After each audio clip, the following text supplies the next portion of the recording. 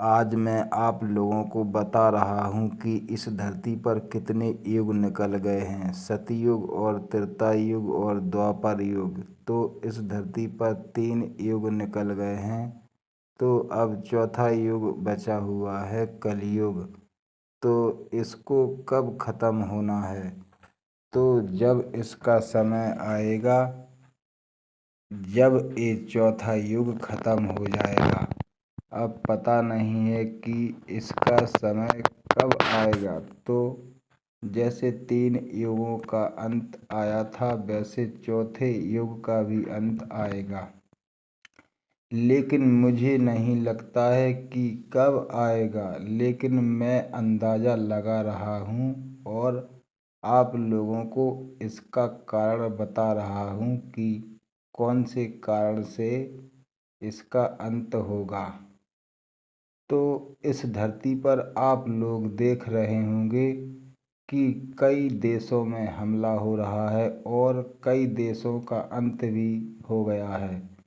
तो इसी तरह हमारे देश का भी अंत होगा और लड़ाई झगड़ों के कारण से इस धरती का अंत होगा और गंगा जल के बहाव से भी इस धरती का अंत हो सकता है, क्योंकि गंगा जल का इतना बहाव होता है जिसे कोई रोक नहीं सकता है।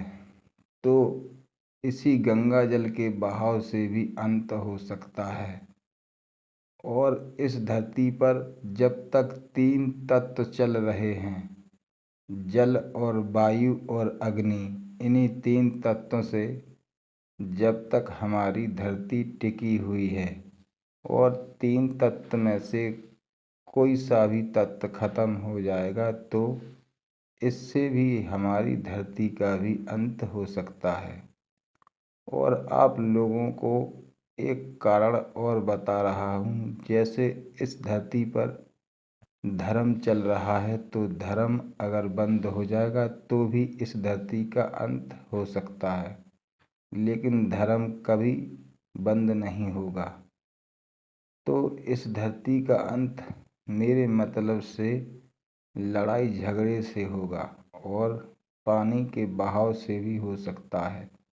और वैसे तो मुझे पता नहीं है कि अंत कैसे होगा, लेकिन मैं तो अंदाज़ा लगाकर आप लोगों को बता रहा हूँ कि इसका कारण यही होगा, तब इस धरती का अंत होगा।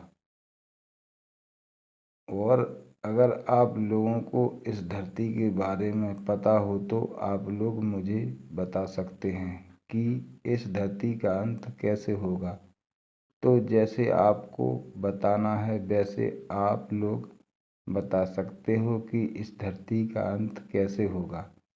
लेकिन जो मेरे मन से आया है तो मैंने आप लोगों को बता दिया है।